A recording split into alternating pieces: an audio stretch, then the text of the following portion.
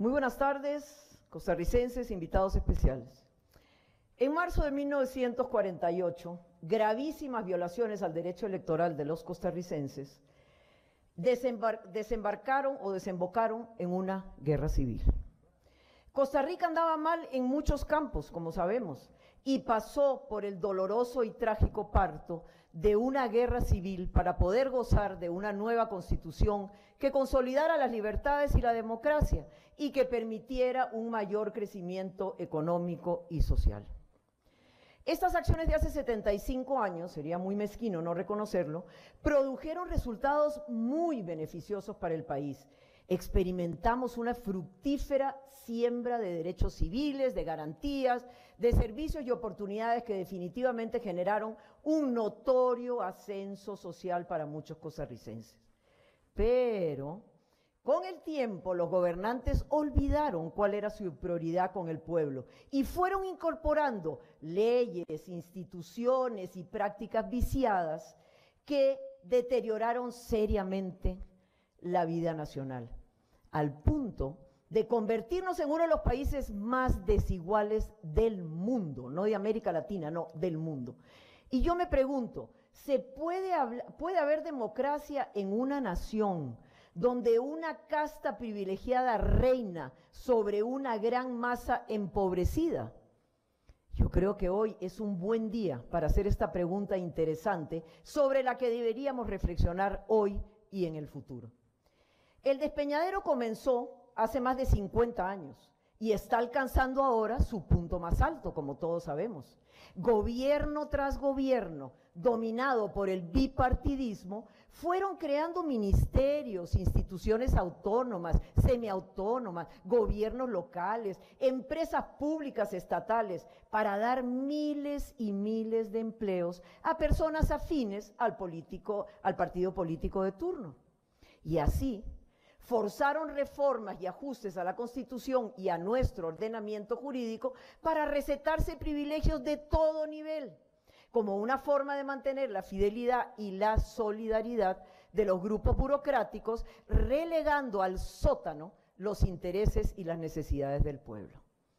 Y lo lograron sin mayor resistencia, por una razón absolutamente velable, y me van a dar la razón. Dominaron siempre una amplia mayoría en este Congreso y en todos los congresos, y forjaron las leyes a su imagen y semejanza. ¿Saben qué? Me di la tarea de investigar de dónde han venido los 1043 diputados que ha tenido Costa Rica desde 1949, y vea qué datos más interesantes. Casi la mitad, 448, son de Liberación Nacional y 253 de los partidos hermanos Unidad Social Cristiana y Unión Nacional. El bipartidismo en yunta. Los dos grupos políticos se atacaban duro durante las elecciones, como todos fuimos testigos, pero se entendían maravillosamente, pero maravillosamente después, compactos por debajo de la mesa si era necesario, no había ningún problema. Se repartieron así el gobierno y la oposición, la integración de todos los poderes, los magistrados de la Corte Suprema para uno, el siguiente magistrado para el otro partido. Se repartieron también los magistrados del Tribunal Supremo de Elecciones, los jerarcas de la Contraloría General de la República y la Defensoría de los Habitantes. Se repartieron durante más de medio siglo las juntas directivas, las gerencias y los mandos altos de todas las instituciones autónomas. Y además se encargaron de garantizarles una y otra vez la reelección de sus puestos, siempre y cuando fueran obedientes y sumisos a sus intereses. Y fueron muy creativos en esta misión, y yo como periodista fui testigo de ella muchas veces. Por ejemplo, la repartición de las juntas directivas de las instituciones autónomas con la ley del 4.3, que todos ustedes recordarán, para que el gobierno de turno se garantizara el control de todas las instituciones autónomas. Hoy mando yo, y mañana probablemente manda usted. ¿Se acuerdan de Codesa? Aquí veo muchas caras que fueron testigos de lo que pasó en Codesa. Concebida para hacer competencia al capital privado, creando jugosos negocios para los amigos y amigotes del bipartidismo, pero con pérdidas multimillonarias, para el pueblo costarricense. ¿Y las intocables y multimillonarias pensiones de lujo? heredables por varias generaciones y blindada por aquello, para que nadie me lo quite, por una prohibición constitucional de consultarlas vía referéndum. Afianzado su perverso poder, se atrevieron a llegar lejos, pero realmente lejos. Por ejemplo, permitiendo que la Sala Cuarta reformara nuestra Constitución sin pasar por este Congreso para sacarse de la manga una reelección presidencial expresamente prohibida en la Carta Magna, hoy que estamos celebrando los 75 años de la Constitución. Pero yo les pregunto, ¿quién se atrevía a decirle no a Óscar Arias Sánchez, uno de los máximos representantes de la casta bipartidista en este país? ¿Será por eso, me pregunto, será por esos jugosos favores que la institucionalidad no se atreve a pedirle cuentas a un poder judicial absolutamente fallido, incapaz de garantizarle al pueblo una justicia pronta y cumplida, con una mora judicial de más de 700.000 expedientes? ¿Y por qué será, me pregunto yo, que mientras las denuncias por corrupción han crecido un 47% en la última década, mucho menos del 1% llega a condena? ¿Ven, costarricenses, cómo funciona la red de cuido de la casta política? Ay, y si los pasillos y oficinas del Congreso hablaran sobre los cambalaches entre la clase política y los eternos altos funcionarios públicos reelectos una y otra vez, sin voz ni voto del pueblo. Por medio siglo han trabajado sin tregua ni pausa para blindar lo que ellos llaman la institucionalidad, que tanto defienden. Bueno, yo me pregunto, ¿cómo no? Si ahí se garantizan sus jugosos privilegios, desde las odiosas pensiones de lujo que ya mencioné, a las convenciones colectivas con beneficios estrafalarios a miles y miles de funcionarios públicos, o, por ejemplo, la transferencia inamovible de las universidades públicas. ¿Saben qué? Tienen 330 instituciones públicas a su entero servicio, que junto con las pésimas decisiones de políticas públicas han llevado a nuestra deuda soberana a la astronómica suma de 54.000 millones de dólares. Eso es lo que Costa Rica debe hoy, 54.000 millones de dólares. Y toda esa irresponsabilidad puso al país al borde del impago. Tuvimos hasta hace poco una economía de guerra.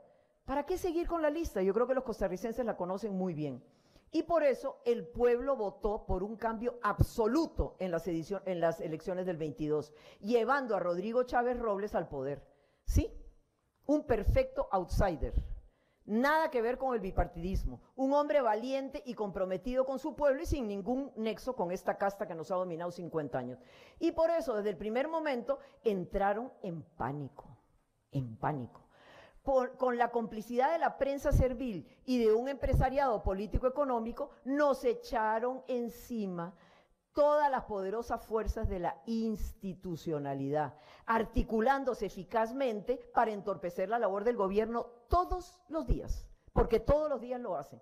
Poco o nada les importa si en esta guerra frontal contra el advenedizo presidente se llevan en banda a este pueblo harto de pagar alquileres multimillonarios.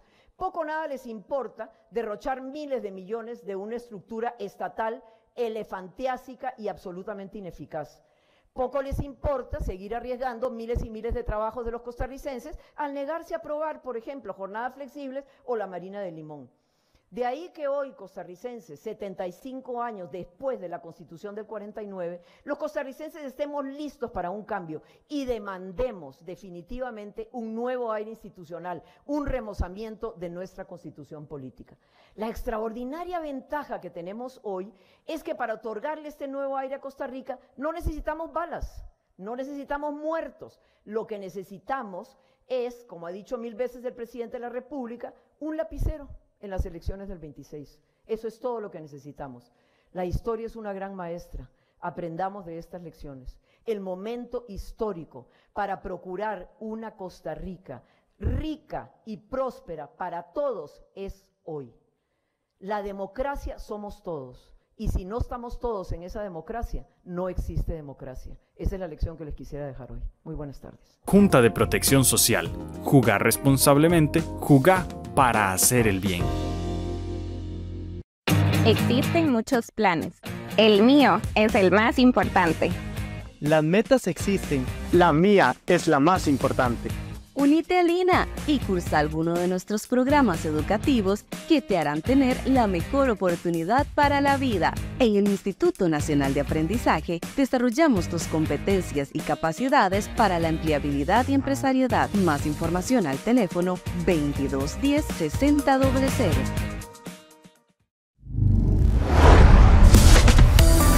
Un vehículo en movimiento genera energía cinética. Esta aumenta al acelerar. En una colisión a 60 km/h contra un objeto fijo, sin aplicar los frenos, la mayor parte de esta energía se disipa en el doblamiento de la carrocería. Al desacelerar, la inercia hará a los pasajeros desplazarse hacia adelante, chocando con las partes internas del carro.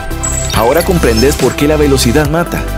Cuanto más rápido manejas, más rápido te matas. Un mensaje de la Policía de Tránsito. Mópico Sevi.